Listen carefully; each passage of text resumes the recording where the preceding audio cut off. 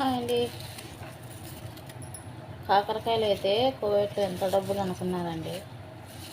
1 kilo వచ్చి కాకరకాయలు తమ్ముడు తెచ్చాడు. ఇప్పుడు కూరగాయలు 1 కిలో వచ్చి మన డబ్బులు 550 రూపాయలు అంట. 2 దినాలు అని చెప్పినాడు తమ్ముడు. కాకరకాయలు అది ఇప్పుడు తెచ్చిన కాకరకాయలు అయితే 550 రూపాయలు.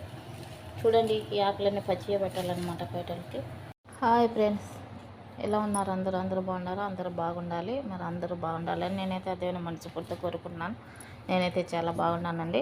మరి చూడండి, కాకరకాయలు అయితే తెచ్చాడు తమ్ముడు. ఈరోజు కూరగాయలకు అయితే పోయాడనమాట మార్కెట్కు కువైట్లో. కువైట్ వాళ్ళకి తాను మరి కాకరకాయలు అయితే కనిపించాయి. కాకరకాయలు అయితే తెచ్చాడు మాకి. చాలా బాగున్నాయి కదా కాకరకాయలు. సూపర్ అంటే సూపర్గా ఉన్నాయండి కాకరకాయలు.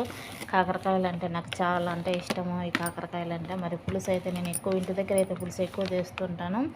మరి మా ఇంట్లో మా పిల్లలు మా కొడుకు అయితే కాకరకాయలు పులుసు అనేది అయితే తినడు. మరి ఫ్రై చేసి తాలింపు అయితే తింటాడు అనమాట. నేనైతే వాళ్ళకు సపరేట్ చేసి మరి నేనైతే పులుసు అయితే ఎక్కువ పెట్టుకుంటాను అనమాట. చాలా అంటే చాలా బాగుంటుంది కాకరకాయ పులుసు. నేనైతే పెరుగుని వేస్తాను అనమాట కాకరకాయ పులుసులోకి. చాలా బాగుంటుందండి. మరి అలాగనే పచ్చిమిరపకాయలు కూడా తెచ్చాడు మాకి. అలాగనే కొబ్బరి పొడి కూడా తెచ్చాడు. ఇలాంటివి వచ్చి 2 ప్యాకెట్ అయితే తెచ్చాడు అనమాట.